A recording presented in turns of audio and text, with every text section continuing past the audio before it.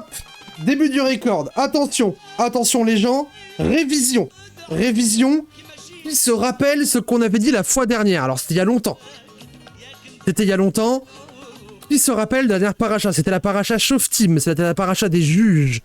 Est-ce que vous vous rappelez? Parce que ça remonte, parce que du coup, il y a un petit trou de Shabbat Waiting Room, on n'en a pas fait. Est-ce que des gens se souviennent de ce que c'était la paracha Shoftim? J'étais pas là, d'accord, très bien. Est-ce qu'il y a des gens qui étaient là? Ça me dit un truc, ok. Le lien entre loi divine et loi des hommes, exactement, c'est ça. Vous vous souvenez bien. C'était, vous vous rappelez, c'est avec cette rigolote d'un sage qui dit que l'éternel m'en soit témoin, les murs qui tremblent, etc. Et que t'as un autre rabbin qui fait alors, actualise, c'est pas dans le bouquin, donc tu as tort. Et Hachem qui dit oui, bon d'accord, t'as raison. Vous vous souvenez? Bisous Forest. Il y avait un bail de pas se corrompre les dieux des autres, tout ça. Et alors il y a ça. Faut casser les couilles, c'est mal. Oui voilà, c'est le truc des petits autistes. Vous vous rappelez? Ok, c'est bien, vous vous rappelez. Et la paracha d'aujourd'hui... Hop, alors attendez. Hop, hop, hop. Ah bah je l'ai perdu. Bah alors. Je l'ai perdu, je l'ai perdu. Hop, hop, hop, hop, hop, hop, hop, hop, là. La paracha d'aujourd'hui, c'est la paracha Kitetse. La paracha Kitetse. On va s'amuser, les copains. Pour les gens de YouTube, du coup, la paracha Kitetse, je l'ai un peu repoussé aussi parce que c'est pas la plus fun. C'est la paracha des sages, non? Oui, exactement, Nafta. C'est pas la plus fun, c'est une paracha où c'est juste des lois. Alors du coup, ce qu'on va faire, c'est qu'on va passer un peu vite sur certaines lois parce que vraiment, sinon, on est dans le judaïsme, donc il y a toujours énormément de lois.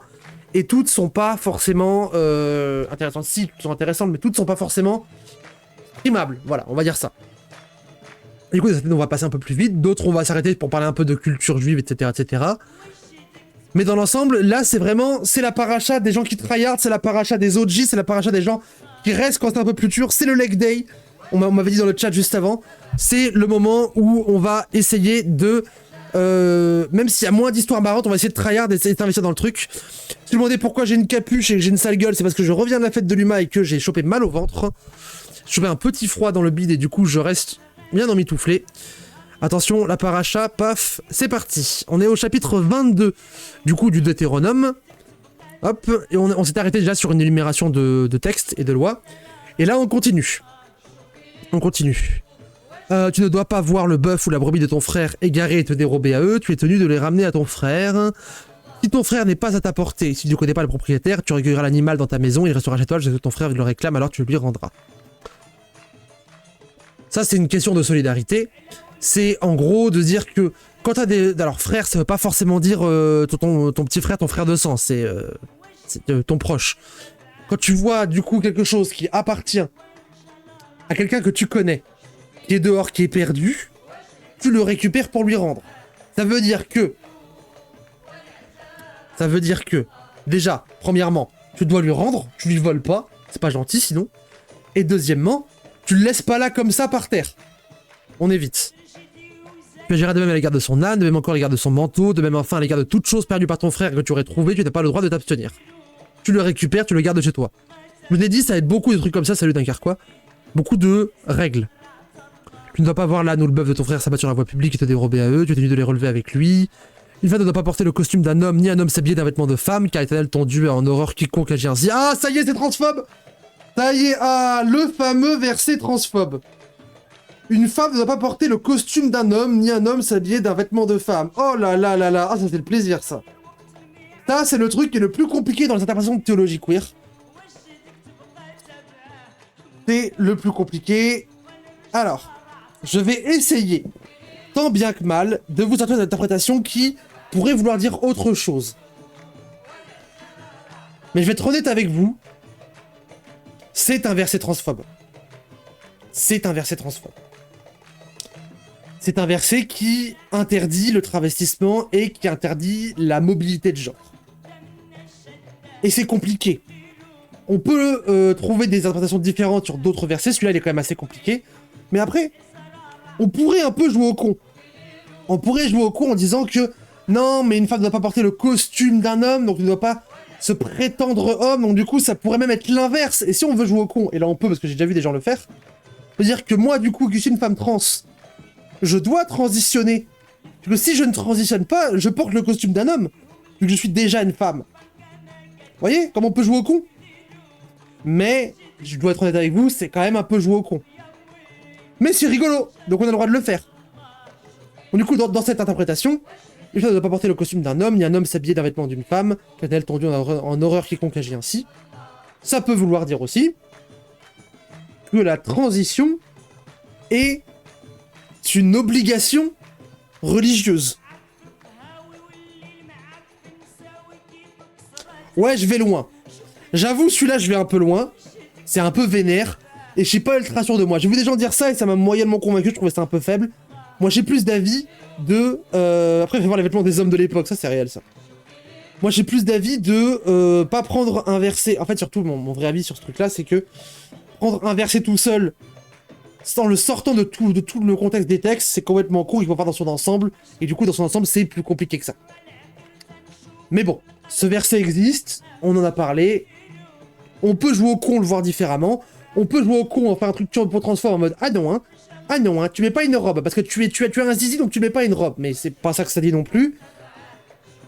C'est pas très clair, c'est compliqué de savoir ce qu'on en fait. J'avais dit qu'il faut adapter la Torah à l'époque, donc essayer de garder à tout prix certains textes peut-être idolâtres. Ah, alors là tu poses une question qui est complexe. Adapter la Torah à l'époque, oui. Mais adapter, ça veut dire la garder, ça veut pas dire la transformer. Et justement, c'est ça qui est compliqué, c'est que... Adapter la Torah, oui. Mais il faut en garder l'essence. Par exemple, le fait de pas d'électricité dans Shabbat, une adaptation de la Torah. Mais c'est pas un oubli. Et du coup, en fait, quand on dit qu'il faut adapter la Torah, ça veut pas dire que il faut virer des bouts de texte. Non, c'est absolument pas ça. Chaque bout de texte est sacré, mais doit être interrogé et compris en fonction de son temps. Je sais pas si tu vois la nuance, Nafta. C'est pas pareil. Dis-moi si c'est clair, et dans le cas contraire, je m'attarderai dessus. Rappelez-vous, rappel toujours, bien sûr, s'il y a un moment quelque chose n'est pas clair, ce n'est pas de votre faute, c'est de la mienne. Si vous n'avez pas compris, c'est pas que vous êtes con, c'est pas que vous êtes trop ceci ou trop cela, c'est que j'ai mal expliqué. On est ici dans une optique de rendre les choses accessibles, de faire comprendre aux gens comment on vit et comment on pense. Si vous ne comprenez pas, si un élève ne comprend pas, c'est toujours la faute du professeur. C'est les libéraux qui ont jeté certains textes. Ah ouais, ah non, commencez pas à m'énerver sur les libéraux. Les libéraux, ils ont pas jeté certains textes, ils ont dit la Torah, c'est quand même moins important que notre ressenti. Eh, baisez vos mères, les libéraux. Voilà. Si tu rencontres dans ton chemin un nid d'oiseaux sur quelque arbre ou à terre, de jeunes oiseaux ou des œufs sur lesquels sont posés la mer, tu ne prendras pas la mer avec sa couvée. Ah, ça c'est bien. Ça c'est vachement bien, parce que ça c'est un peu dans la cache-route aussi, c'est... de la même manière que... Est-ce que vous vous rappelez que dans la cache-route, on avait déjà... tu ne cuiras pas l'agneau dans le lait de sa mère. Pour toute la symbolique de la vie, de la mort, le lait qui est la vie, la viande qui est la mort, que tu ne mélanges pas, etc., etc. Mais qui est aussi un truc de... En fait, tu vas pas tuer la mère et tuer l'agneau. Enfin, genre, c'est trop, il faut que tu puisses garder un cheptel durable. Est-ce que vous vous souvenez aussi de le truc dans la cache-route où on ne récolte pas la première fournée, enfin la première année de production après avoir planté des arbres ou des plantes en général. On ne récolte pas les premiers fruits, on les laisse parce que c'est une manière de respecter la terre, etc. Et bah là, on a encore un rappel de ça. Tu utilises de le laisser s'envoler la mer, sauf à t'emparer des petits, de la sorte, tu seras heureux et verras se prolonger tes jours. Si tu croises une mère et les petits, et que tu chasses, tu prends les petits ou la mère, mais pas les deux. Pourquoi? Si tu prends les petits et pas la mère pourra pondre. Si tu prends la mère et pas les petits pourront grandir et du coup pourront eux-mêmes pondre. Si tu prends la mère et les petits, tu tues une lignée. Donc dans 3 ans, t'as plus d'oiseaux. C'est une réflexion de développement durable. Bon Wampan, tu m'entends? Développement durable, écologie, tout ça, bon Wampan, c'est pour toi. Merci Miss Crande.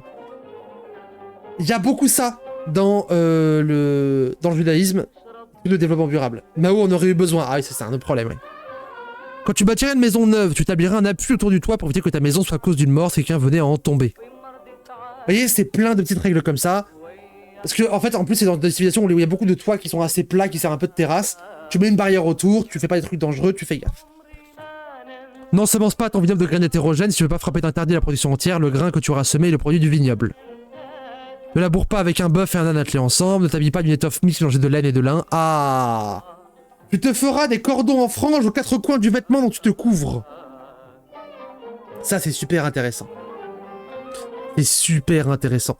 Tu te feras des cordons en franges aux quatre coins du vêtement dont tu te couvres.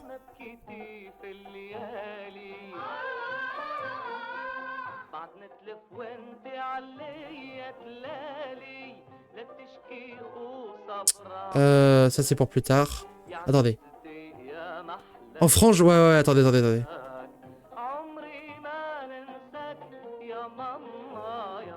Hop.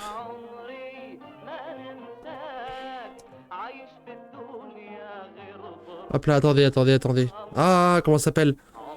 C'est pas les Tim Tim?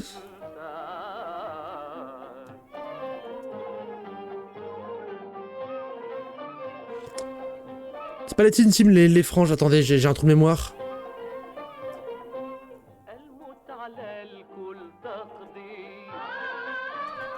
Comment s'appelle les franges? Bah, genre c'est initiative pour peut-être les siens. Entre autres, ouais. Mais attendez, mais... Ah, j'ai perdu le nom de ce machin. Attendez. Comment ça s'écrit? Oh, c'est compliqué l'hébreu, je suis fatigué, laissez-moi tranquille. Ah, attendez. Je vais retrouver parce que j'en ai. Hop. Titsim. Pas de Sim. Oh là là, oui bon. Oh là là. Titsim. Voilà, montre-moi les Titsim. Titsit, oui bon, voilà. Alors. Là. Pourquoi je le trouve pas? Ah, voilà. Ah, mais oui, mais un Z ou un S, ça change rien, on s'en branle. Bon, voilà. Les tsit. C'est ça.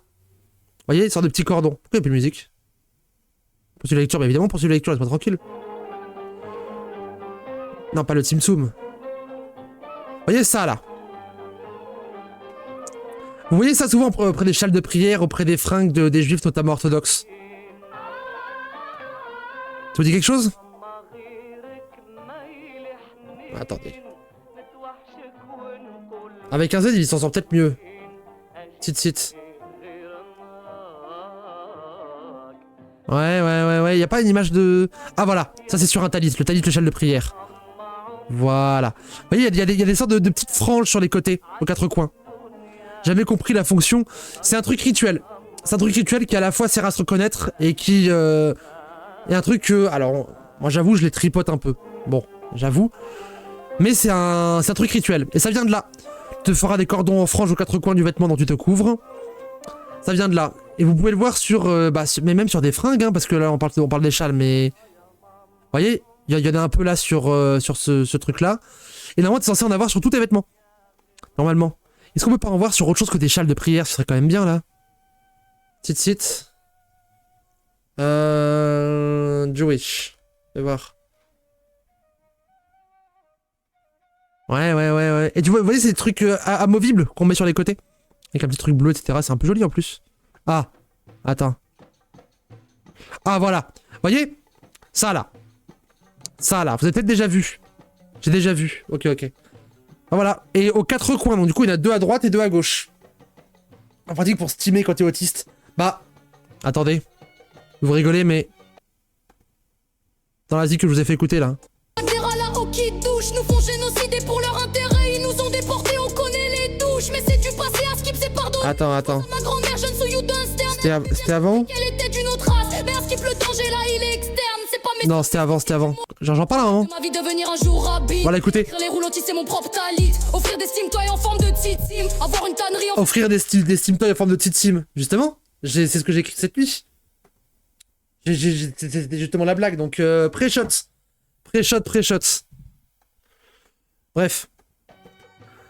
Donc les cordons en franges aux quatre coins du vêtement dont tu le couvres, c'est ça, c'est les tétimes. Si un homme ayant épousé une femme et cohabité avec elle la prend en haine. Ah, donc là on est dans un cas de divorce.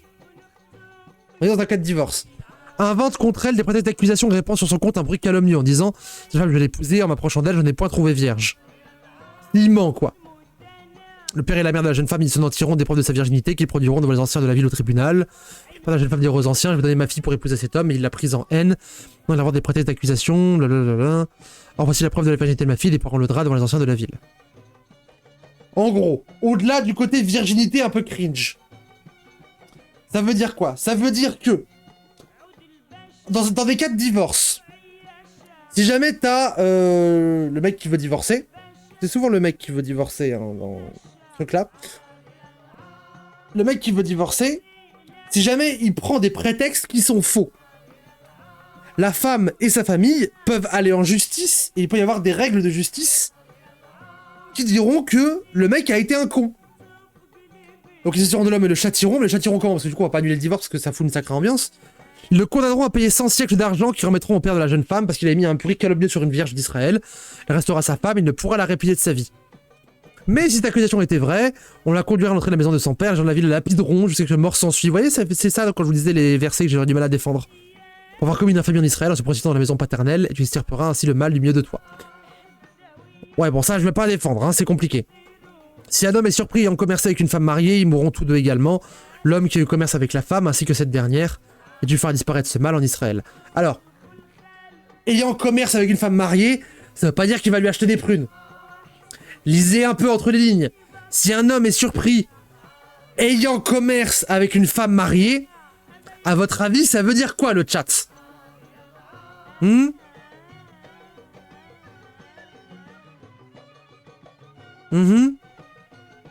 Le coït, voilà, on est d'accord.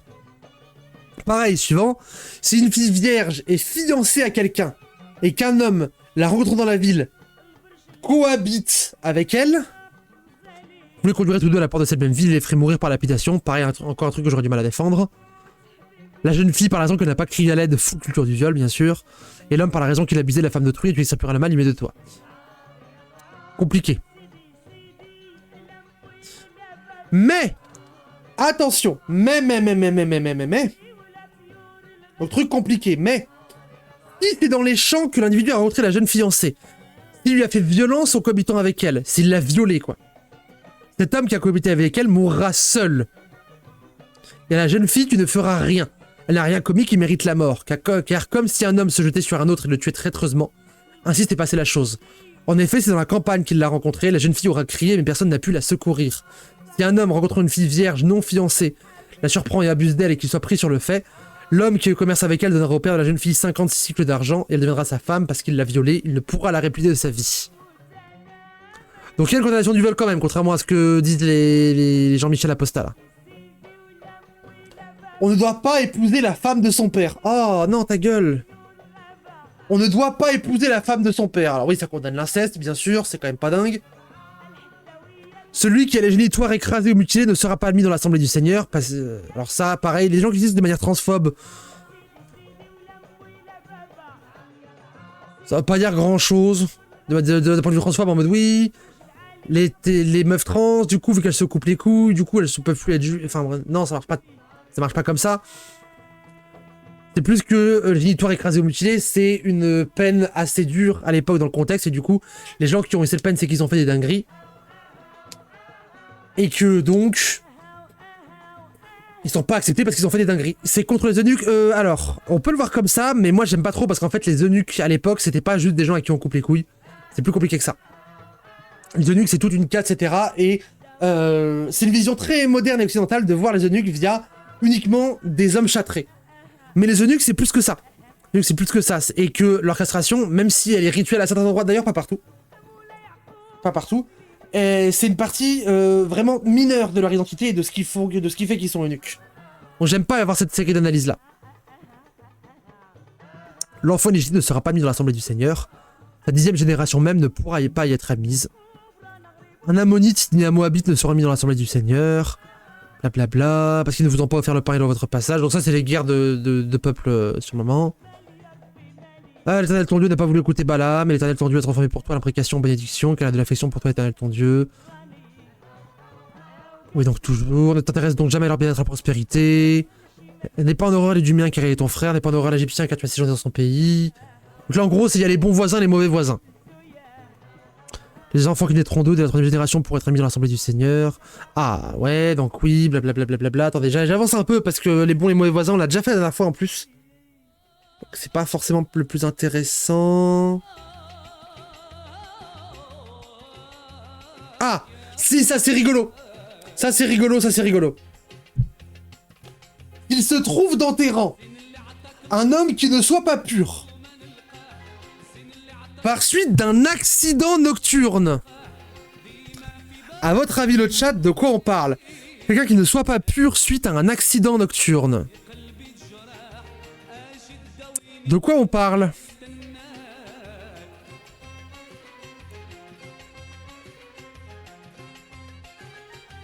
De pipi. Il a glissé. Alors non, il a pas glissé, il s'est chié dessus. Oui, il s'est pissé dessus, il s'est chié dessus, un truc comme ça. Avec ça dans son voisin. Non. Non, c'est pas éjaculation, il s'est chié dessus. Il y a une loi. Ça c'est marrant. Rendez-vous compte d'à quel point on est des zinzins. On a prévu une loi au cas où quelqu'un dans la communauté se fait caca dessus, comment on gère le problème. Si quelqu'un se fait caca dessus et que du coup il sent mauvais. Qu'est-ce qu'on... Bardella, exactement, Bardella. C'est à notre niveau, oui.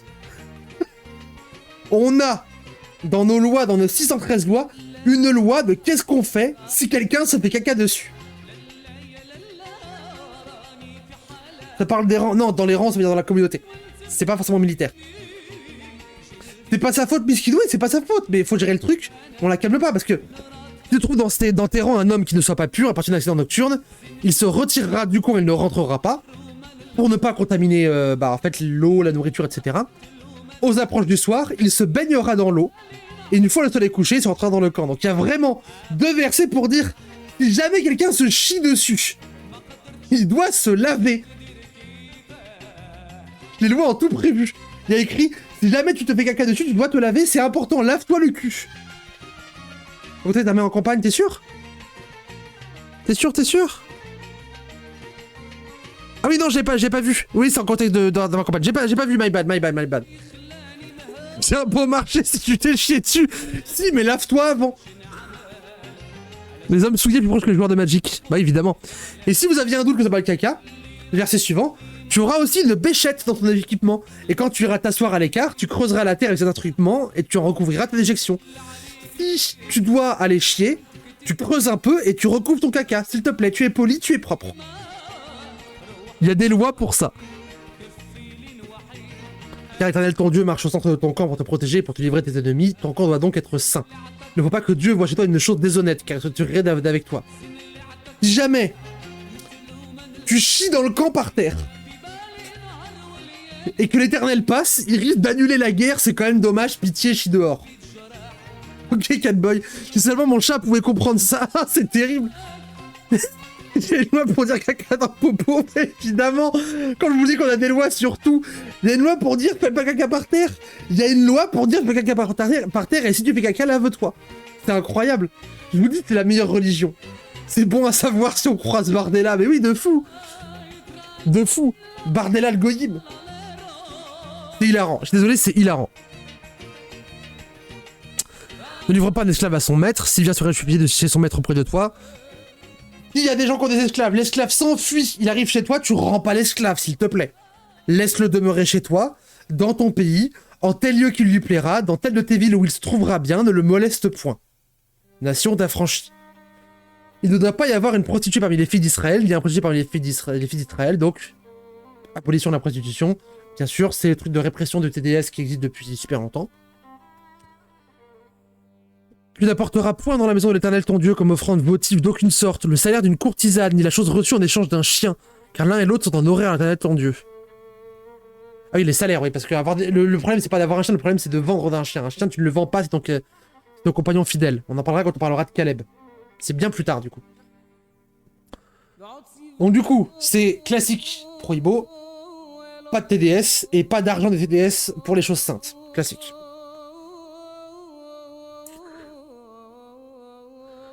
Tout n'importe n'exige point d'intérêt de ton frère, ni intérêt pour argent, ni intérêt pour denrées ou pour toute chose susceptible d'accroissement. À l'étranger, tu peux prêter à intérêt. Tu ne dois pas l'égard de ton frère si tu veux que l'Éternel, ton Dieu, bénisse tes divers travaux dans les pays où tu vas entrer pour en prendre possession. Ok, donc vous vous rappelez?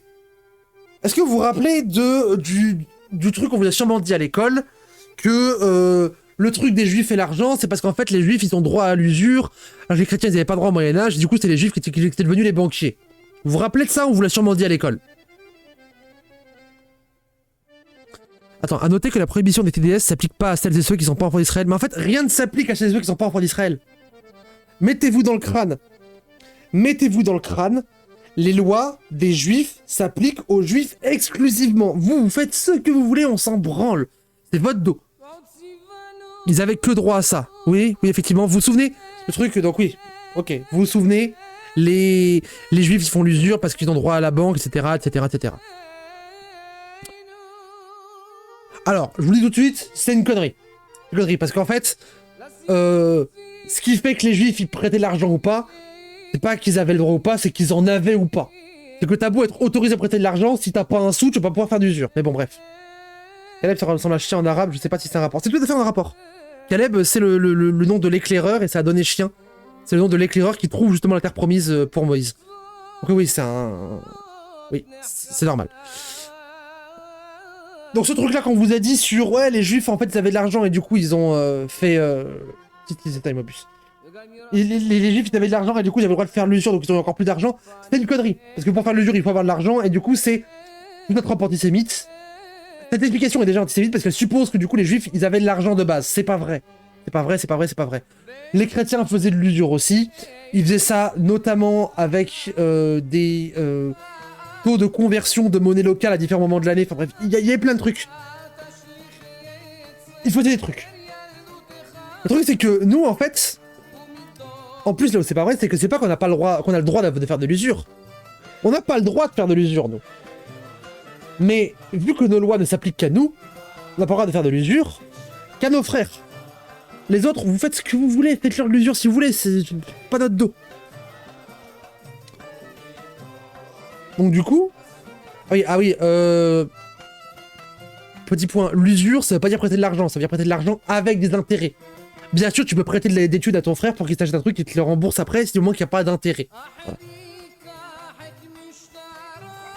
Pour décharger du poids moral, laisser faire ça aux juifs pour mal parler derrière. Ah oui, il y a ça aussi, c'est vrai. À l'étranger, tu peux prêter intérêt, tu ne dois pas les garder à ton frère si tu veux que l'Éternel, ton Dieu, bénisse tes divers travaux dans le pays où tu vas entrer pour en prendre en possession. Quand tu auras fait un vœu à l'Éternel, ton Dieu, ne tarde point à l'accomplir, autrement l'Éternel, ton Dieu, ne manquerait pas de t'en demander compte et tu aurais à répondre d'un péché. Alors oui, ça c'est pareil, classique, parce que on les connaît les gens. Quand tu fais un vœu, donc quand tu fais une promesse à l'Éternel, tu peux pas dire j'ai fait une promesse, oui mais je la ferai plus tard et laisser traîner. Non, tu fais une promesse, tu la tiens, et tu la tiens dans des délais raisonnables. Trop facile de dire oui je vais faire, et quand on dit mais t'as rien fait, tu dis non mais j'ai pas dit quand, hein, je vais faire. Non, on y a pensé, ça marche pas comme ça. Ça marche pas comme ça. D'ailleurs, tu t'abstiens de faire des vœux, tu ne seras pas répréhensible. Si tu n'es pas capable de tenir tes vœux, n'en fais pas. Il vaut mieux ne rien promettre que promettre et ne pas tenir. Truc classique. Mais la parole sortie de tes lèvres, attendez. Typiquement, ce serait la salle de sport, par exemple. La parole sortie de tes lèvres, tu dois l'exécuter religieusement. Une fois que tu auras voué à l'Éternel ton Dieu une offrande volontaire promise par ta propre bouche. La défense classique, je sens attaqué. Eh ouais, on y a pensé. Quand tu rentreras dans la ville de ton prochain, tu pourras manger les raisins de ton appétit, restant rassasié, mais tu n'en mettras point dans ton panier. Ah, ça c'est vachement bien. Ça c'est vachement bien. Vous voyez que du coup, il y a une réflexion sur la terre et à qui elle appartient qui est un peu hybride. Parce que Jean-Michel, il a un verger, il a des vignes. T'as pas le droit d'aller lui piquer des vignes pour aller en ramener chez toi. Par contre, tu as le droit d'y aller pour en bouffer sur place. C'est-à-dire que tu n'as pas le droit de voler et de ramener pour en tirer du profit, mais tu as le droit de le consommer. C'est intéressant. C'est un truc hybride entre t'es à moi, tu touches à rien, et t'es à tout le monde, on fait ce qu'on veut. Non. C'est on fait ce qu'on veut tant que c'est dans l'instant pour des besoins humains, pas pour du matériel et pour du... on n'amasse pas sur le dos d'autrui, voyez? Logique appliquée sur le marché. Ah, ce serait bien ça. Mais c'est super intéressant sur les questions du coup d'écologie et de notion de la terre. Quand tu entreras dans les blés de ton prochain, tu pourras avec la main arracher des épis, mais tu ne porteras point la faucille sur les blés de ton prochain. Ça, c'est la même logique du coup. Allez, on avance, on carbure. Quand un homme aura pris une femme et cohabité avec elle, si elle cesse de lui plaire, parce qu'il aura marqué en elle quelque chose de malséant, il lui écrira un libelle de divorce, lui mettra en main, la renverra de chez lui. 4 divorces. 6. Sortie de la maison conjugale, se remarie et devient l'épouse d'un autre homme. Donc là, on parle d'une femme divorcée, remariée. Et que ce dernier, l'ayant pris en aversion, lui écrive un libelle de divorce, lui mette en main et la renvoie de chez lui, ou que ce même homme, qui l'a posé dans le dernier lieu, vienne à mourir. Donc dans le cas d'une femme divorcée, remariée, qui redivorce ou qui est veuve, son premier mari qui l'a répudiée ne peut la reprendre une fois qu'elle s'est laissée souiller. C'est une abomination devant le Seigneur, il ne doit pas déshonorer le Seigneur. En gros, si tu es marié, que tu as divorcé, que tu te remaries, et que ce mariage, il s'arrête pas pour décès ou pour redivorce, tu peux pas revenir au premier mariage, ça marche pas comme ça, tu peux pas faire des allers-retours. Parce que si tu as divorcé, c'est qu'il y avait une raison. On ne retourne pas avec ses ex. La Torah a dit, on ne retourne pas avec ses ex. C'est une abomination. J'en connais des queers qui feraient bien d'en prendre de la graine. On ne retourne jamais avec un ex si c'est ton ex, il y a une raison. La raison n'a rarement disparu. Mon premier mari qui l'a répudié, il peut la reprendre une fois qu'elle s'est essuyée, blablabla. Quelqu'un a pris nouvellement femme. Ah, si quelqu'un vient de se marier, il sera dispensé de se rendre à l'armée. Si quelqu'un vient de se marier, il n'ira pas à l'armée, on ne lui imposera aucune corvée. Il pourra vaquer librement à son intérieur pendant 1 an et rendre heureuse la femme qu'il a épousée. Ça, c'est stylé. Dans le cas où tu te maries, du coup, t'as une lune de miel pendant 1 an de lune de miel. 1 an de lune de miel. 1 an de lune de miel pendant lequel tu ne travailles pas et tu vis de la communauté. La communauté entière travaille pour toi pour que tu puisses vivre heureux et vivre ton histoire d'amour heureuse pendant 1 an. Je trouve ça incroyablement beau. Ce serait trop bien. Imaginez si on avait genre un congé marital. Un congé marital pour dire qu'en gros tu viens de te marier. Le Paul se remarier tous les ans. Non, tu peux pas faire ça. C'est du socialisme. Bah oui. Imaginez un truc où on dit quand des gens du coup se marient et vivent une histoire d'amour, vu que c'est le début, c'est le moment le plus explosif et le plus merveilleux.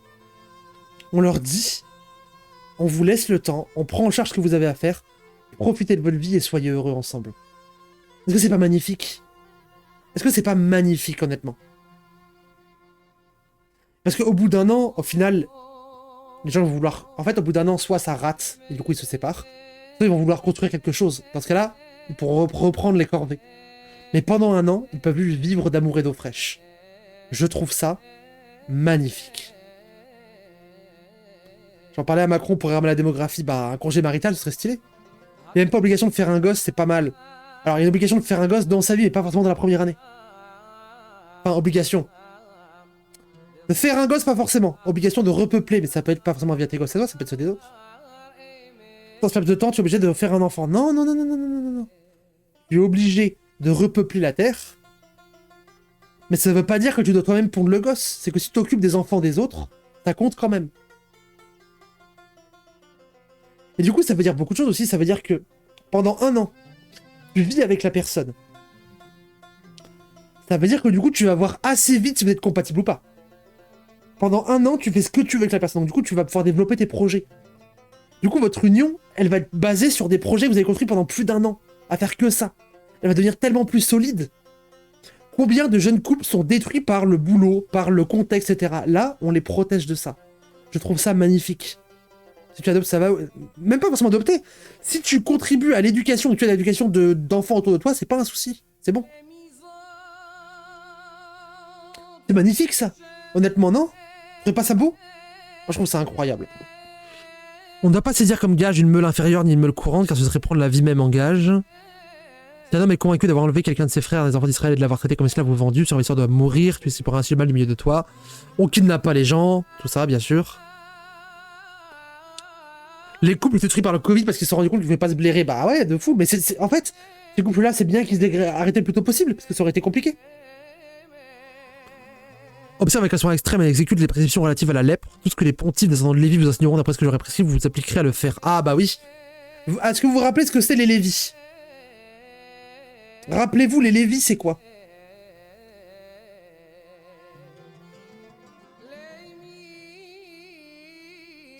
Rappelez-vous, les Lévis, c'est quoi? C'est qui? Qu'est-ce que c'est?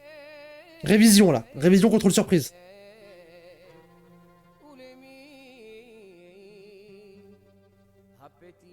Les Lévi, les Cohen.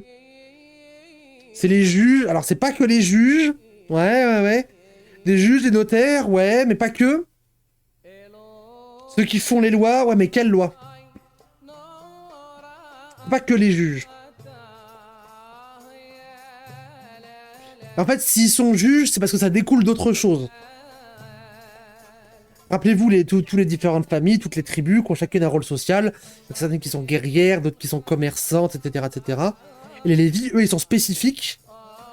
Rappelez-vous, les Lévis, c'est ceux qui n'ont pas d'héritage, qui n'ont pas de terre, qui n'ont pas de propriété foncière, qui vivent un peu partout et qui dépendent de la tzedaka, de la charité des maisons pour pouvoir survivre. D'ailleurs, tu dois offrir le pain à un Lévi. Ceux qui gardent le temple, ouais, tu te rapproches, les gardiens du temple, ouais, c'est pas mal. Et pourquoi ceux qui gardent le temple? Ils gardent pas juste le temple, ils gardent autre chose surtout. C'est vrai qu'ils avaient le rôle de sage conseiller que tu vas voir quand tu es pas sur un truc. Exactement. Les arbitres sociaux. C'est ça. En fait, c'est les savants, c'est les gardiens du savoir, c'est ceux qui savent. Du coup, ils sont justes parce qu'ils savent les lois, ils gardent le temple parce qu'ils savent comment l'entretenir, ce sont ceux qui savent. Copains, on s'est mis ensemble, janvier 2020, on a fait tous les confinements ensemble, on est toujours ensemble. Ah, trop mignon, Nafta. Ce sont les juges parce qu'avant tout, ce sont les sages. Les sachants, les experts. Donc, observe avec un soin extrême, exécute les prescriptions relatives à la lèpre. Donc, la lèpre, de manière générale, c'est toutes les maladies. Tout ce que les pontifes descendants de Lévi, tout ce que les sachants, tout ce que les sages, tout ce que les scientifiques vous enseigneront d'après ce que j'aurais prescrit, vous appliquerez à le faire. Pour les questions de santé et de pandémie, tu écouteras ce que disent les scientifiques et tu appliqueras ce qu'ils diront. Ça vous rappelle rien? Ne sois pas anti-vax, exactement. La Torah a déjà pré-shot de ne pas écouter Didier Raoult et de ne pas être anti-vax. C'était déjà pré-shot dedans. C'est zinzin quand même, vous vous rendez compte à quel point, genre, à chaque fois qu'on dit en mode « Ah oui, il y a des nouvelles problématiques, des nouvelles questions, etc. » En fait, non. En fait, non. C'est pas des nouvelles choses. C'était déjà dedans. Deutéronome 24:8. On voit qu'on est les mêmes depuis des millénaires, ça me fume, mais évidemment qu'on est les mêmes, on n'apprend jamais rien. Et c'est d'ailleurs la principale raison qui fait que l'Éternel s'est retiré, c'est parce qu'en fait on a le libre arbitre, mais on n'a pas la mémoire. On n'a pas l'apprentissage de nos erreurs. C'est stylé, hein? C'est stylé. Ce que ton état étendu a fait Myriam pendant votre voyage au sortir de l'Égypte. Tu as fait à ton prochain un prêt quelconque, t'entre point dans sa maison pour te mentir de son gage. T'en dehors, et celui dont tu es le création t'apportera le gage hors de chez lui. Ah alors, ça veut dire quoi? Si tu prêtes des trucs à quelqu'un, imaginons, je prête à mon voisin, au hasard complet, je prête à mon voisin d'en face mon aiguiseur à couteau. Il met du temps à me le rendre, au hasard complet. Hein. Y a pas de souci, t'inquiète voisin, tu me l'as rendu depuis, c'est bon. J'ai pas le droit, même s'il a un truc à moi, de rentrer chez lui et de prendre le truc. Non. Je dois attendre dehors, lui demander, c'est lui qui va le chercher et qui me le rend. Je n'envahis pas sa demeure pour autant. Et si c'est un pauvre, tu dois pas te coucher nanti de son gage. Tu es tenu de lui rendre au coucher du soleil pour qu'il puisse se reposer sous sa couverture et qu'il te bénisse. Tu dois te raconter comme une bonne œuvre paternelle ton Dieu. Ah non, ton gage, ah non, j'ai pas compris, c'est un truc que tu prends en gage pour de l'argent. Bon, ça marche aussi. Si quelqu'un est pauvre et que du coup, tu lui prêtes de l'argent et tu prends quelque chose en gage, si vous voyez ce truc de prêteur sur gage, si t'as un truc dont il a besoin, tu lui rends et tu lui fais confiance. Et c'est un acte de foi. Ne cause point de tort aux journaliers pauvres et nécessiteux, que ce soit de tes frères ou des étrangers qui sont dans ton pays, dans l'une de tes villes. Ah, ça c'est important ça. Ça c'est vraiment important. Ne cause point de tort au journalier pauvre et nécessiteux. Le journalier, c'est quoi? On va regarder. Le journalier dans la Torah, c'est quoi? Bon. Si je cherche journalier juif. Voyons voir. Ah, voilà, un journalier. C'est quoi un journalier? Je sais. Ah. Livreur Uber. Va y venir. Désigne initialement dans le monde paysan puis citadin un simple manœuvre ou manouvrier, c'est-à-dire un ouvrier manuel du lieu ou de la contrée, habitant du pays ouvrier agricole éphémère que l'historiographe contemporaine mentionne communément en pauvre paysan louant sa force de travail à la journée auprès d'un maître de domaine ou d'une exploitation plus cossue. Blablabla, blablabla, blablabla. Les intérimaires, c'est ça. En fait, c'est ce qu'on appelle dans le jargon marxiste les tâcherons. Les gens les plus précaires, les gens qui bossent à la tâche, les gens qui sont tout en bas de l'échelle sociale. Ne cause point de tort à ces gens-là. Ne leur cause jamais de tort. Journalier pauvre et nécessiteux. Que ce soit un de tes frères ou un des étrangers qui sont dans ton pays, dans l'une de tes villes. Attention. Là, on a une exception à la loi. La loi de dire que la loi ne s'applique qu'à toi. Non, non, non, non, non, il y a une exception. Et là, c'est très intéressant. Une des seules fois où la loi du peuple d'Israël s'applique aux goyim, c'est pourquoi? C'est pas pour tous les goyim, c'est pour les goyim qui sont pauvres, qui sont nécessiteux, qui sont tâcherons, qui sont journaliers, qui sont intérimaires. Les goyim qui sont en bas de l'échelle sociale méritent les mêmes droits que nous.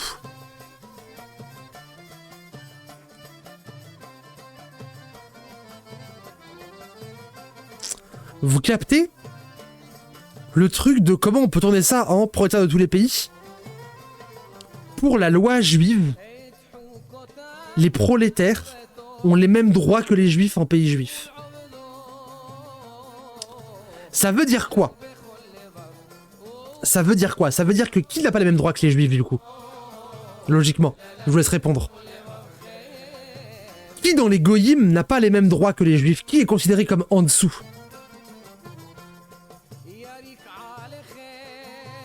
Les riches. Exactement. Pourquoi? Pourquoi est-ce que les juifs se considèrent les pauvres comme étant un peu des juifs? Parce qu'ils se considèrent eux-mêmes comme étant en bas de l'échelle sociale. Est-ce que vous vous rappelez de ma tech que j'avais dit, sans pouvoir vraiment l'expliciter, l'orthodoxie juive est par essence révolutionnaire? Pourquoi? Parce que l'orthodoxie juive, l'orthodoxie du peuple juif, est une orthodoxie d'un peuple qui a toujours été en bas de l'échelle sociale. C'est l'orthodoxie de gens qui n'ont jamais été au pouvoir et qui ne le seront jamais. Attends, Maxime Valeur, attends. Peut-être plus que ça.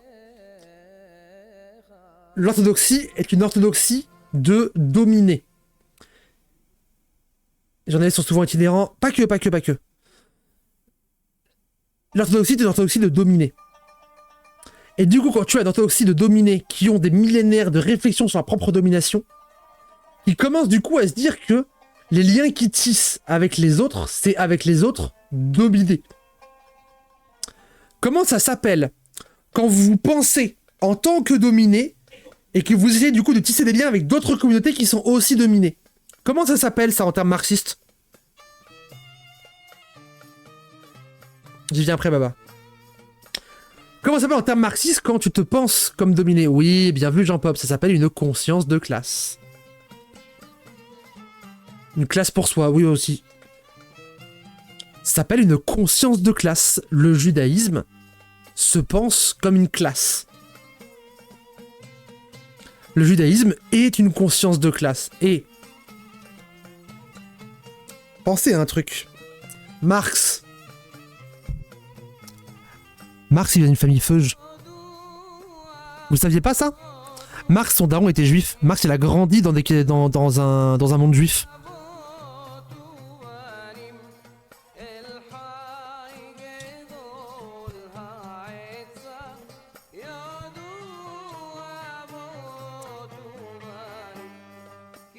Le marxisme a des énormes influences bibliques, des énormes influences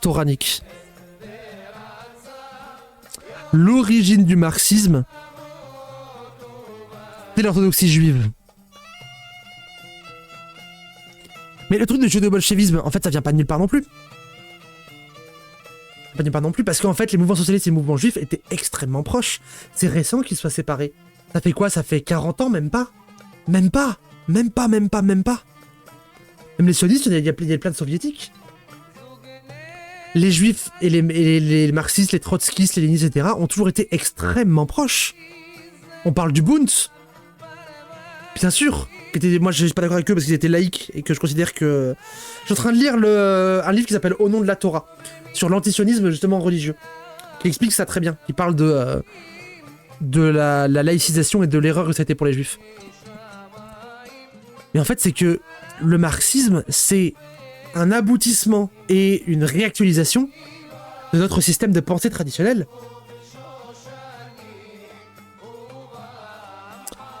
Et ça, je pense que si je vais voir des marxistes et je leur dis que en fait, le marxisme est une version modernisée de l'orthodoxie religieuse, il y en a, ils vont pas aimer. Hein. Est-ce que vous comprenez pourquoi je trouve ça aussi absurde d'opposer marxisme et religion? Dis pas ça par pitié. Je pense pas. C'est plus edgy. C'est juste pour être edgy. Vous comprenez pourquoi je trouve ça aussi absurde d'opposer marxisme et religion? Ça n'a aucun sens. Ça n'a aucun sens. L'un découle de l'autre.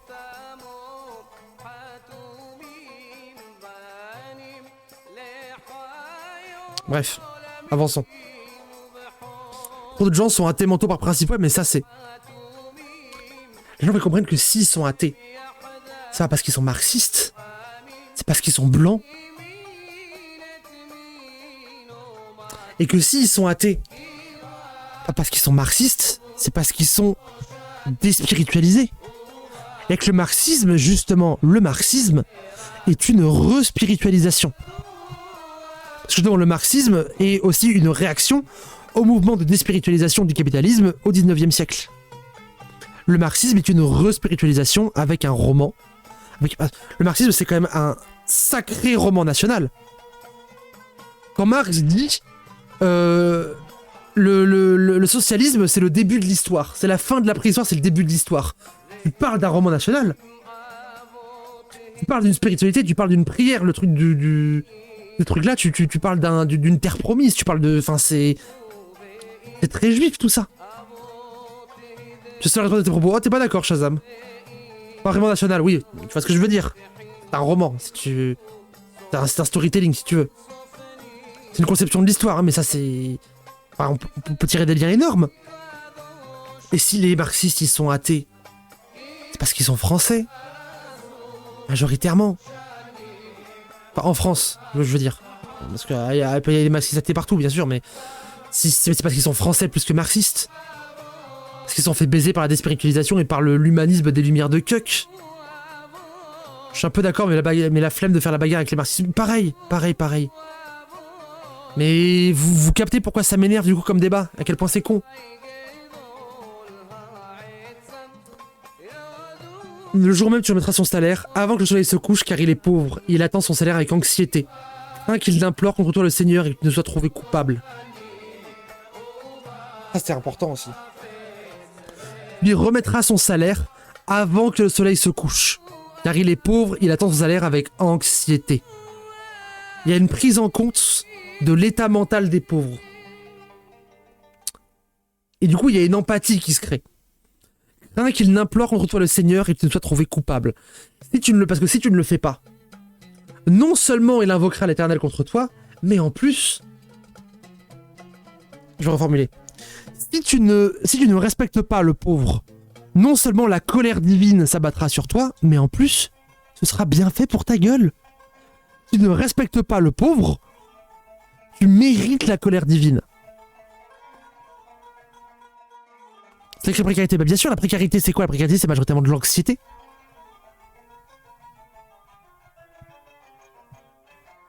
Voilà, j'adore ce passage. Les pères ne doivent pas être mis à mort pour les enfants, ni les enfants pour les pères. On sera mis à mort que pour son propre méfait. Ne fausse pas le droit de l'étranger du fils de l'orphelin, et ne saisis pas comme gage le vêtement de la veuve. Rappelle-toi que tu as été esclave en Égypte et que l'Éternel ton Dieu t'en a affranchi. C'est pour cela je vous ordonne d'agir de la sorte. Pourquoi est-ce que tu dois être bon avec les pauvres? Parce que rappelle-toi, quand toi-même t'étais pauvre, la merde dans laquelle t'étais, ne l'oublie jamais.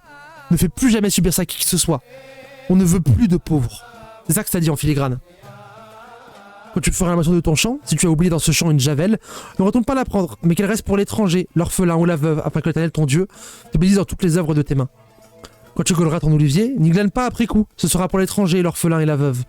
Quand tu vendangeras ta vigne, n'y gravis pas après coup, ce sera pour l'étranger, pour l'orphelin, pour la veuve. Et tu te souviendras que tu étais l'esclave au pays d'Égypte, c'est pourquoi je t'ordonne de tenir cette conduite. Ça rentre un peu en synergie ce qu'on avait dit juste avant, vous vous rappelez? Le truc de, si tu vas dans des vignes, tu peux manger le raisin, tu as le droit. C'est un truc un peu hybride de... c'est très coco, hein, alors c'est pas tant un art pour le coup, c'est plus coco. Il y a une propriété de la terre, mais la propriété, en fait, elle n'exclut pas qu'on puisse se servir dedans. Ok, tu es le seul à avoir le droit de vendre ce qui sort de ta terre, mais t'es pas le seul à avoir le droit de le manger. Et du coup, si jamais, quand t'as récolté tes olives, quand t'as vendangé ta vigne, quand t'allais chercher ton blé, quand t'allais chercher ta myrrhe, tes fruits, peu importe, tes dattes, bah en fait, une fois que t'as moissonné une première fois, tous les trucs que t'as pas pris parce qu'ils étaient trop petits, etc., touche pas. Tu laisses ça pour les gens qui viennent chercher, pour que les gens qui viennent, pour justement, pas pour vendre, mais pour manger, parce que les trucs qui restent, les trucs qui sont pas vendables, sinon tu les aurais pris. Les trucs qui restent, qui sont mangeables mais pas vendables, tu laisses. Tu laisses, des gens en auront besoin. De toute façon, toi, t'en feras rien, donc tu les laisses pour les autres. Mais du coup, attendez, qu'est-ce que ça veut dire? Qu'est-ce que ça veut dire? On peut aller plus loin que ça. On peut vraiment aller plus loin que ça. Là, ce que ça parle, c'est que ça parle du coup des récoltes qui restent après la récolte. De ce qui a été produit et qui reste après la récolte. Ce qui reste après la récolte, donc ce qui n'est pas vendu. Ça vous rappelle quoi? Ah, bien vu, Mirk après shot, les restes du supermarché, exactement. En fait, ce dont ça parle aussi, c'est de tout ce qu'on appelle les invendus. Alors ça peut être les trucs périmés, ça peut être les surplus de production, ça peut être les trucs qui sont pas assez calibrés dans le processus de production, parce que, je vous rappelle, si vous n'êtes pas au courant, que dans le processus de production de la bouffe, 50% de tout ce qui est produit est jeté. Et dans ce qui est jeté, 80% est jeté avant la vente. Enfin, est jeté hors vente. Donc ça veut dire, tu ne dois ni détruire, ni brader les invendus. Les invendus appartiennent aux nécessiteux, c'est leur droit. Ce qui n'est pas rentré dans l'appareil marchand, ce qui est sorti de l'appareil marchand, tu ne les feras pas re-rentrer. Ce que ça dit, c'est que Too Good To Go, c'est interdit. Phoenix, c'est interdit. Anti-gaspi, c'est interdit. C'est interdit, ce truc-là. Alors, attention, c'est interdit si c'est marchandisé. C'est pas interdit de faire des maraudes, non, il n'y a pas de problème avec ça. C'est interdit si c'est marchandisé. Mais ça veut dire que si t'as une boulangerie, et qu'à la fin de la journée, il te reste, je sais pas moi, il te reste du pain. Parce qu'il y a tout le temps en boulangerie. Tu ne dois pas les vendre, tout le pain que t'as en trop. Tu les donnes. Tu les donnes aux gens qu'il y a dehors, tu les donnes à qui te demande, et voire même tu les donnes à une asso qui s'occupera de le faire de manière plus efficace. Et c'est ça, la tzedaka. La tzedaka, c'est pas juste la charité. C'est pas juste la charité, c'est on ne réintroduit pas dans le système marchand ce qui n'y est pas. Vous vous rappelez de la tzedaka, j'en ai parlé? J'ai envie d'en apprendre pour les ressortir à des gens qui se disent croyants et qui sortent des dingueries. Bah oui, moi c'est mon taf. Vous vous souvenez de la tzedaka? Vous vous souvenez la fameuse charité juive? Il y a un rapport avec la charité chrétienne. Et d'ailleurs, ne se traduit pas par charité, qui se traduit par justice. Arrêtez de dire qu'il y a passé pour tout le monde si tout le temps est gâché. Exactement. Je connais pas. Ok. La tzedaka, c'est ça veut dire justice, charité, redistribution, impôt. C'est le même mot. Déjà, que ce soit le même mot, c'est un peu rigolo. Tzedaka, du coup, c'est une obligation de faire des dons à plus pauvres que soi. Mais on n'a pas la même conception. C'est pas comme la charité où en gros tu vois un pauvre, tu lui donnes 3 sous et du coup t'as fait ta bonne action. Non. La tzedaka est un système qui est organisé, est un système de redistribution des richesses, qui est censé être autogéré et spontané. La tzedaka, c'est ça. C'est-à-dire que quand t'as des gens qui ont plus, ils donnent plus à la tzedaka, et les gens qui n'ont pas se servent dans la tzedaka. La tzedaka, est non seulement donnée, mais elle peut aussi être réclamée. Tu peux. Imagine, moi je suis pauvre, je suis SDF et gère sur la terre d'Eretz Israël. Je peux aller toquer une maison un peu cossue, toquer et réclamer la tzedaka. Et ils n'ont pas le droit de me la refuser. C'est interdit de me refuser la tzedaka. La charité, mais pas tu donnes si tu veux, c'est obligatoire, exactement. Littéralement le RSA, exactement. RIS, je sais pas ce que c'est, revenu intégration sociale. Littéralement le RSA, c'est ça. Sauf que la tzedaka, du coup, elle est souvent en pourcentage de ce que tu possèdes. Et quand tu toques, par exemple, pour manger, tu mangeras une part égale aux autres de la même chose, voire parfois de choses meilleures, parce que du coup, on doit t'honorer via l'hospitalité. Et notamment, les Lévis dont on parlait. Oh, pourquoi il n'y a plus de musique? Bah alors? C'est terrible. Oui, remets la musique, par pitié. Voilà. Voilà. Les Lévis dont on parlait, vous vous rappelez? Les Lévis qui du coup n'ont pas de terre, pas de possession, pas d'héritage. De quoi ils vivent? Qui sont ceux qui sont les plus nobles et les plus hauts spirituellement. De quoi ils vivent? Ils vivent de la tzedaka. Donc, ça veut dire quoi? Ça veut dire que dans le statut social, les plus hauts spirituellement, ceux qui ont le savoir, qui sont les plus proches de l'éternel, sont au même niveau que les mendiants, que les pauvres, que les travailleurs, que les tâcheronneurs, que les journaliers, que les prolétaires. Les plus hauts sont aussi ceux qui sont le plus en bas. Quand Matthieu, chez les chrétiens, il dit « les premiers seront les derniers », lui, il veut dire que, ceux qui sont le plus en bas seront accueillis de manière magnifique au royaume des cieux. Nous, on dit « non, non, non, non, non, non, non ». En fait, ceux qui sont plus en haut doivent être ceux qui sont plus en bas, ça doit être les mêmes. Mais du coup, si le plus haut égale le plus bas, ça veut dire quoi, le chat? De manière mathématique. Si tu as un échantillon et que le plus haut égale le plus bas, ça veut dire quoi en statistique? Mais c'est pas qui demandé, Shazam, justement. Ça veut dire quoi? Allez les gens, allez-y. Tout égale, exactement. Exactement, ça veut dire un gommage, voire une disparition des différences de revenus et de statut social. C'est-à-dire que l'inverse est vrai aussi. Aussi, tout à fait. Ça élève ceux qui sont en bas. Alors oui, il y a ça aussi. Ça veut dire que ceux qui sont tout en bas sont au même niveau que les sages. Mais ça veut surtout dire, si les plus hauts et les plus bas sont ensemble, c'est qu'il n'y a plus d'entre deux. C'est qu'en fait, c'est la même chose. Et là, on rentre dans un truc anard. Vous voyez? Là, on rentre dans un truc qui est matrixant. C'est beau, hein? C'est beau, c'est beau. Ah, attendez, hop, voilà.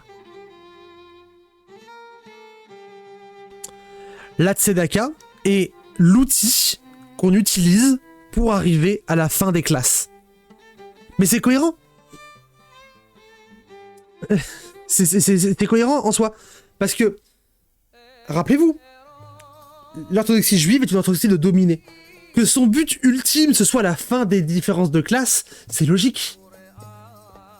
Qu'est-ce que veulent les pauvres? Être moins pauvres. Qu'est-ce que veulent les dominés? Ne plus être dominés, tout simplement. Fuir de ça. On va toquer à ta porte pour demander à manger, je sais pas si c'est un clodo ou un savant. Eh ben, on va même plus loin, Shazam. Est-ce que c'est si différent que ça? Quand tu vois que les savants, ils ont pas le droit d'avoir de la terre, d'avoir des richesses, ils ont pas de maison. Les plus grands savants sont des clodos.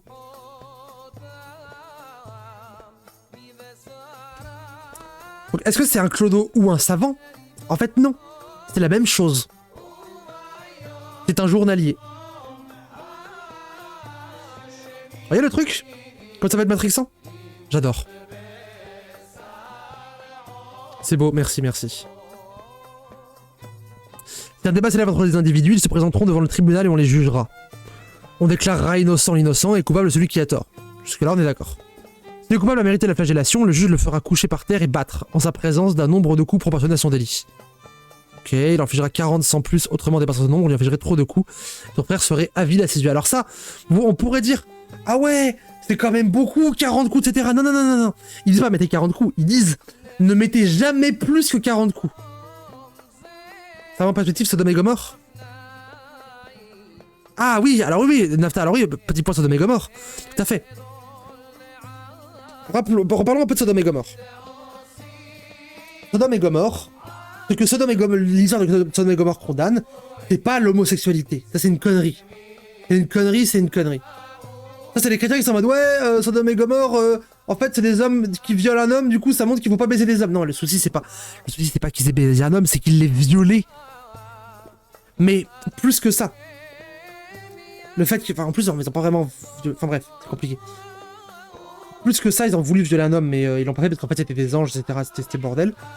Plus que ça, en fait, ce qui est vraiment mis en valeur, quand tu lis Sodome et Gomorrhe, c'est que surtout, la plus grande saloperie qu'ils ont fait, c'est qu'ils ont voulu violer des gens de passage, des étrangers mendiants, qui bénéficiaient de la tzedeka.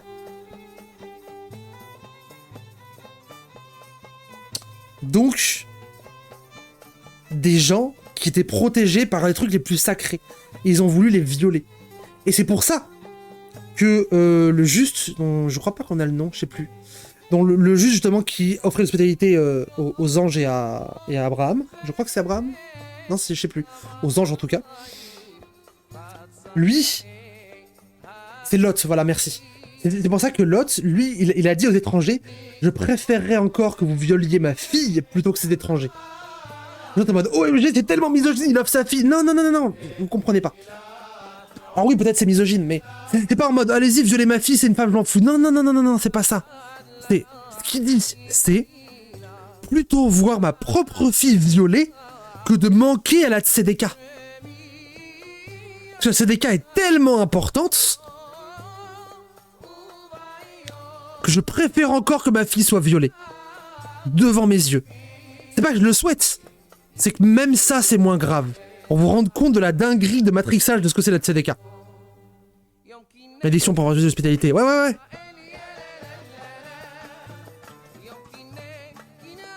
Et c'est pour ça que des gens aient à ce point violé la tzedeka. Ça... Ah, merci Blouchka pour le sub. Que des gens aient à ce point violé la tzedeka, c'est pour ça que... Salope! Ça méritait le... Il est un peu gros ce truc d'alerte là. Oh, attendez. Voilà, c'est mieux. Que des gens aient violé la tzedeka, c'est pour ça que ça méritait qu'on rase la ville entière. C'est un crime odieux. T'inquiète. Salut Catgirl Robespierre. Bien. Qu'est-ce que je fais? Oui, c'est bon. Donc du coup, oui, le coup des 40 coups. Alors pareil, c'est comme la loi du talion. Oh, la loi du talion, c'est terrible, mon dieu, c'est tellement de droite, c'est de dire on réplique, on passe par la justice. Alors, mettez-vous en tête que la loi du talion, c'est œil pour œil, dent pour dent, mais surtout ce que ça veut dire, c'est pas plus que ce qu'on t'a fait. La loi du talion, c'est quelque chose pour éviter l'escalade. C'est-à-dire, si déjà tu rends exactement ce qu'on t'a fait, tu n'envenimes pas encore plus la situation. Là, c'est pareil. 40 coups de fouet, oh, c'est terrible, des coups de fouet, ils sont tellement de droite, ils font des tortures, etc. Non, non, non, non, non, non, non, non, non, c'est... 40 coups de fouet, la peine maximale, on n'ira jamais au-dessus. Mettez-vous en tête, imaginez ce qu'était la peine avant qu'on mette en place cette loi. Avant qu'on mette en place cette loi, imaginez le nombre de coups de fouet que c'était. Le muselle pour le bœuf pendant qu'il foule le grain. Si des frères demeurent ensemble et que l'un d'eux vienne à mourir sans postérité, la veuve ne pourra se marier au dehors en étranger. Son beau-frère est de s'unir à elle, il le prendra donc pour femme, exerçant le lévira à son écart. Ok. Alors, ça, pareil. Mon dieu, c'est terrible, ça veut dire que du coup, une femme qui a son mari qui meurt, elle est obligée de se marier à son frère. C'est tellement misogyne. Non, non, non, non, non, non.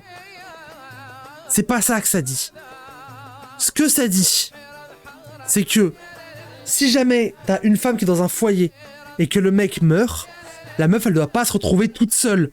Le frère arrive et assure les tâches du foyer pour qu'elle puisse être tranquille. Parce qu'elle a un deuil à faire. Ça veut pas dire « Oh mon Dieu, elle est obligée de taper toute la famille ». Non, non, non, ça veut dire le frère arrive et aide le foyer pour le deuil quand le mari meurt. Parce que c'est pas facile un deuil. C'est ça que ça veut dire. Le premier fils qu'on enfantera sera désigné par le nom du frère mort afin que ce nom ne périsse pas en Israël. Vous rappelez, le matrixage par rapport à la lignée se souvient des gens, etc. Il y a une durée pour le deuil comme pour la lune de miel. Bien sûr qu'il y a une durée. Tu penses vraiment qu'on n'a pas un truc très précis? bien sûr, mais c'est pas là. On en parlera une autre fois. Il plaît à l'homme d'épouser sa belle-sœur, celle-ci montera au tribunal par devant les anciens et dira mon beau-frère refuse de relever en Israël le nom de son frère, il ne veut pas m'accorder le lévira. Alors, vous voyez, ça c'est super intéressant. Il était puni pour ça, Onan, c'est ça, non? Non, Onan, il est puni parce qu'il n'arrêtait pas de se branler. Mais oui, c'est parce qu'il voulait pas, du coup, il ne créait pas de descendance. Mais, vous voyez, ça c'est super intéressant. Je vais apprendre un peu plus tôt, du coup. Donc, dans le cas, du coup, où une meuf est veuve, et où le mari, où du coup, le mari doit venir pour se marier, enfin, le frère du mari doit venir avec elle pour se marier, pour aider à la maisonnée. S'il déplaît à l'homme d'épouser sa belle-sœur, il ne veut pas. Celle-ci montera au tribunal, par devant les anciens, et dira mon beau-frère refuse de relever en Israël le nom de son frère, il ne veut pas m'accorder le lévira. Alors les anciens de sa ville le manderont et l'interpelleront, et lui debout dira il ne me plaît point de l'épouser.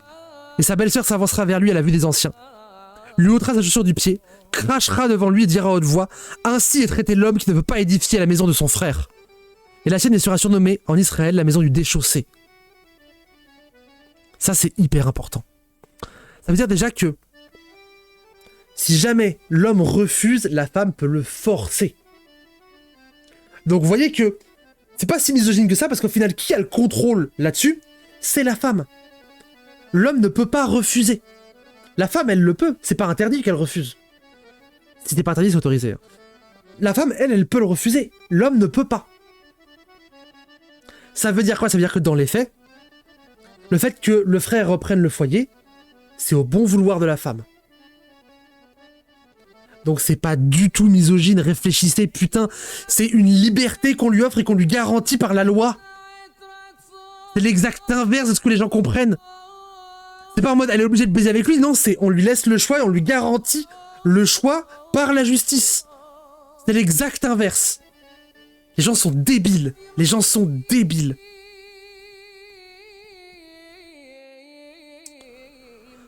Sa belle-sœur s'avancera vers lui à la vue des anciens. Lui ôtera sa chaussure du pied. Ah oui, non, ça on l'a lu. Si des individus ont une rixe ensemble, un homme avec un autre, et que la femme de l'un, intervenant pour soustraire à son mari celui qui le frappe, porte la main sur ce dernier et se saisit par les parties honteuses. En gros, si t'as Jackie et Jean-Jacques qui se tapent dessus, et que t'as la femme de Jackie qui vient, qu'elle chope Jackie par les couilles, c'est pas bien. Pas bien parce que c'est humiliant, parce que c'est douloureux, parce que c'est dur. Il lui coupera le poing sans lui accorder aucune pitié. Bon, ça c'est... J'admets c'est beaucoup, mais bon. Faut pas choper les gens par les couilles, faut pas... En fait, quand il y a des gens qui sont énervés, qui s'engueulent, il ne faut pas chercher à les humilier encore plus, ça ne sert à rien. Les points dans ta bourse de points inégaux, un grand et un petit, les points dans ta maison de mesure inégale, une grande et une petite. Ah... Le chat. Les points dans ta maison de mesure inégale, une grande et une petite, ça veut dire quoi? Ça veut dire quoi? Des poids exacts et loyaux, des mesures exactes et loyales doivent seules être en ta possession si tu veux avoir une longue existence dans le pays que l'Éternel ton Dieu te donne. Ça veut dire quoi? Des points dans ta maison, deux mesures inégales, une grande et une petite, tu dois avoir des mesures exactes et loyales. Exactement, pas de discrimination. Ça veut dire que dans ton foyer, si tu emploies des gens, ils doivent tous être rémunérés pareil, peu importe leur tâche. Non, c'était pas symétrique, non. Ça veut dire une égalité de salaire, ça veut dire une égalité de traitement. Salut Gorzat. C'est ça que ça veut dire. Car l'Éternel ton Dieu a en horreur quiconque agit ainsi, quiconque fait une chose déloyale. L'inégalité est un manque de loyauté envers l'Éternel. Ça c'est très fort. C'est très fort. Et c'est là qu'on joue encore la tzedaka. Toute inégalité est un défaut de loyauté. Ça c'est fort ça. Et vous voyez comment du coup, je répète aux gens, ils veulent pas comprendre. La loyauté et le fait de suivre scrupuleusement les commandements divins, vraiment la loyauté et l'obéissance aveugle à l'Éternel, mène à quoi? Mène à l'égalité, mène à la justice sociale, mène à la liberté, mène à la compassion. Et qu'en fait, du coup, suivre ça de manière aveugle, donc du coup, suivre les traditions de manière orthodoxe, l'orthodoxie juive, ça mène à quoi? Ça mène au socialisme. Je ne fais que le répéter, je vous le prouve à chaque fois. Et les gens ne veulent pas l'entendre. ne veulent pas l'entendre. Là, je vous expliquais pourquoi par le côté matérialisme de oui, parce qu'un peuple qui n'a jamais été au pouvoir, etc. Là, je vous l'explique de manière théologique. Une inégalité, une discrimination, c'est un défaut de loyauté envers Hachem.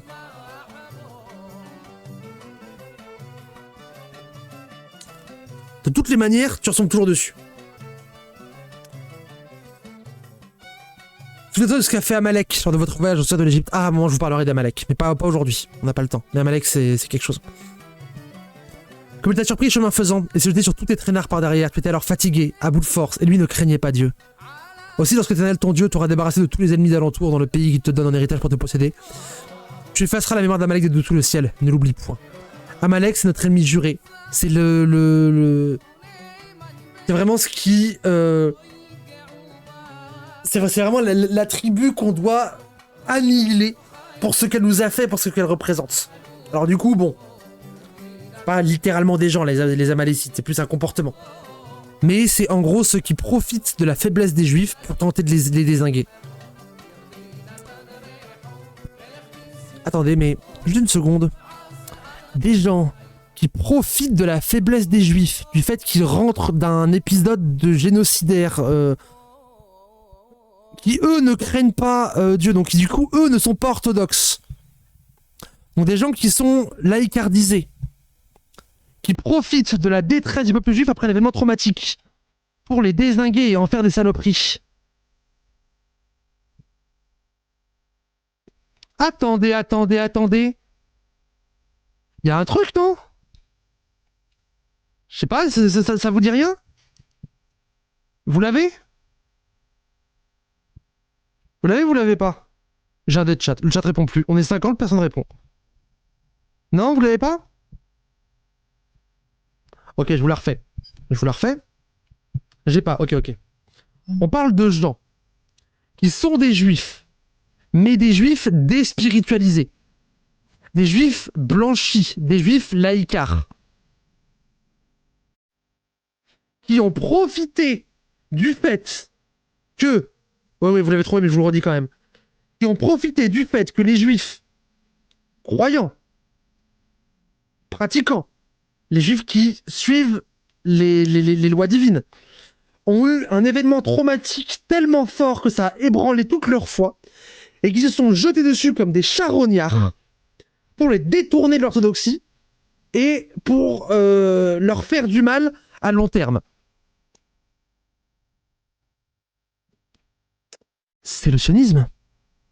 Le sionisme n'est pas juste un antisémitisme, le sionisme n'est pas juste une blanchisation, le sionisme est un amalécisme. Le sionisme, les sionistes sont des amalécites. Parce qu'ils profitent d'un événement dur duquel les juifs tentent de se reconstruire pour arriver comme des vautours, pour les détourner de ce qui fait leur identité, de ce qui fait leur force, et pour les forcer dans un cadre qui les détruira à terme. Les sionistes, c'est ça. Est-ce que vous comprenez pourquoi les juifs orthodoxes haïssent autant les sionistes? Merci Shazam, bisous. Est-ce que vous comprenez la haine littérale qu'il y a entre l'orthodoxie et le sionisme quand le sionisme va commencer à apparaître? Du coup, qui se rend compte de ça? Qui a la culture et le recul nécessaire à se rendre compte de ça? À votre avis, qui est assez sage pour se rendre compte de ça? Herzl n'est pas croyant, non. Herzl était un juif complexé et antisémite d'ailleurs. Qui est assez sage pour avoir toutes les réflexions? Non, pas les Haredi, non. Dans le monde juif, dans l'organisation juive, même à l'époque d'Israël, à l'époque de l'Israël théologique, qui a le savoir? Qui est gardien des lois Les Lévis, exactement. Les Lévis, aujourd'hui, c'est qui? C'est qui les descendants des Lévis?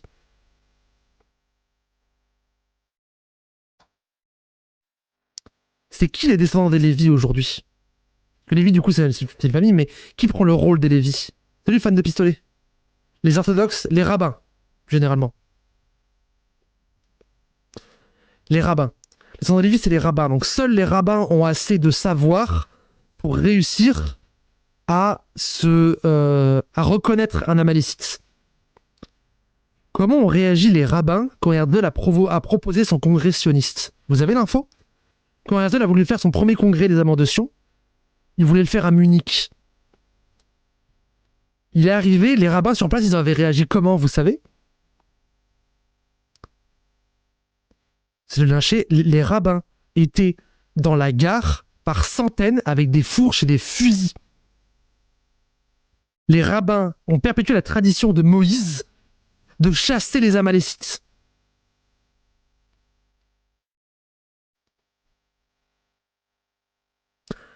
Nafta, tu me demandes pourquoi il y a des juifs orthodoxes en Israël s'il y a une telle haine entre les deux. C'est justement le sujet de ma prochaine vidéo. C'est justement tout le paradoxe. Les juifs orthodoxes en Israël, ils sont antisionistes, mais ils sont en Israël. Pourquoi? Sujet de ma prochaine vidéo. Et vous voyez que, du coup, les juifs les plus proches de la Torah sont les juifs les moins sionistes parce qu'ils reconnaissent. Ils reconnaissent les patterns. Ils sont expliqués clairement. Mais eux, vu qu'ils sont le nez dessus en permanence, eux, ils se rappellent. Eux, ils savent. Ils savent très bien. Ils n'oublient pas.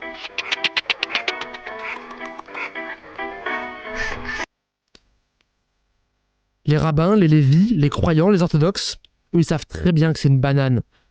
Et que c'est pas juste une banane au sens, c'est des gens qui se trompent. Non, non, non, non, non. C'est un poison. Le sionisme, c'est un poison qui vient ronger les veines du judaïsme. Et ça, ils le savent très bien. Je pense qu'on peut s'arrêter là pour aujourd'hui. En vrai. Est-ce que vous avez des questions sur la paracha d'aujourd'hui? Vous avez des raisons sur la paracha Kitetse? On a une petite 10 minutes avant, avec des questions avant que ce soit le début du Shabbat. C'est à 36, je crois. Je vais couper, ouais, vers 35. Pas de questions perso? Ok, ok. Je n'ai pas de questions, tranquille, hein.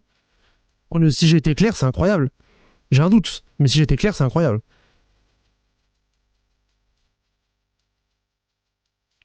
Pas de quoi, Blouchka. Non, c'est bon? C'est bon? Ok. Pas de questions. Ok, ok, ok, ok. Bon. C'est pas un sioniste, le grand rabbin de France? Ah bah oui, mais c'est pas un orthodoxe. C'est un orthodoxe moderne. Et ça aussi, ça c'est une dinguerie, c'est un orthodoxe moderne. Mmh. Mmh.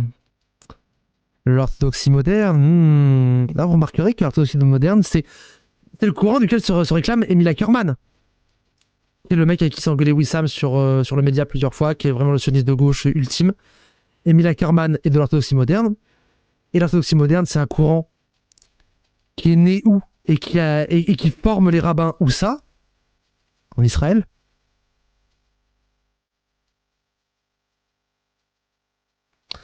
L'orthodoxie moderne, qui n'est pas une orthodoxie, est née et est propagée et a des centres de formation en Israël.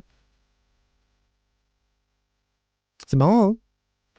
Alors que l'ultra-orthodoxie, le plus gros centre de formation de l'ultra-orthodoxie, il est en Lituanie. Chez les Ashkénazes, chez les séfarades, c'est autre chose. Cocasse, non? Cocasse, cocasse, cocasse. Alors, ça vous intéresse, allez chercher les communautés de Sakmar pour les Lituaniens. Allez chercher.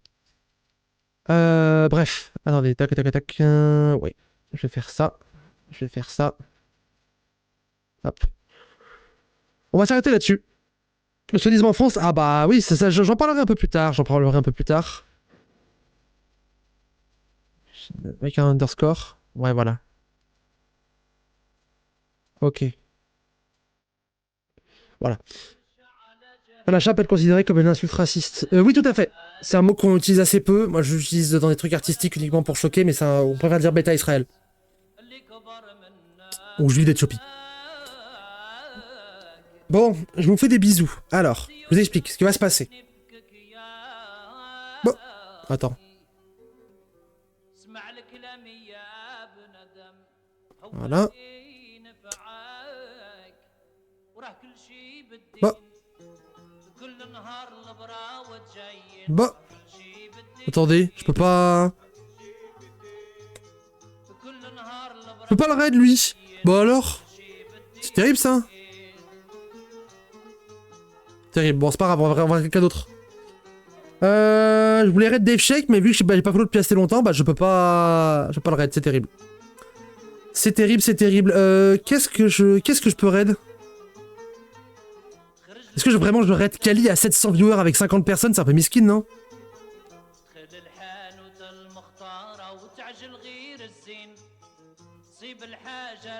Je peux raid Dofla, qui vient de lancer tout juste. On va faire ça, on va raid Dofla. Attendez, Dofla. Voilà, impeccable. On va raid Dofla, qui vient juste de lancer. Donc le raid va tenir dans 1 minute 30. Je vous explique pour la suite. En vrai, c'est bien des lives un peu plus courts comme ça, là, 2h10, c'est pas mal. Alors oui, c'était court, je n'ai pas eu pour beaucoup, il y a eu seulement 1h30 de VOD. Mais c'est une paracha qui est un peu plus courte, vu que c'est vraiment que des textes de loi. De toute façon, vous le voyez, là, je suis un peu patraque. Normalement, demain, du coup, je suis pas là, parce que c'est Shabbat. Je relive dimanche, normalement, en fin de journée. Parce que dimanche après-midi, normalement, je vais du coup au 21 septembre. Dimanche fin de journée, je live ici. Et ensuite, je vais à la fête foraine avec quelqu'un, à la Ducasse. Comme on dit ici. Et c'est un peu mignon, parce que du coup, la personne m'a invité, m'a dit on ira sur la grande roue, un truc un peu romantique, donc je suis un peu contente. Du coup, dimanche, on continuera les parachas. On fera une autre paracha. On fera la paracha, attendez que je dis pas de bêtises. C'est laquelle de paracha cette fois-ci? C'est Kitavo. Paracha Kitavo. Donc ça va être cool. Je vous fais des bisous. Je vous envoie chez Dofla. Je vous... soyez ça chez Dofla. Moi j'en trouve dimanche du coup. Bah pareil, quelques heures avant le... 2-3 heures avant le début du Shabbat, donc sûrement vers un truc genre 16h30, un truc comme ça. Je vais aller me faire des pâtes, j'ai faim. Je vous fais des bisous, et à la prochaine. Salut.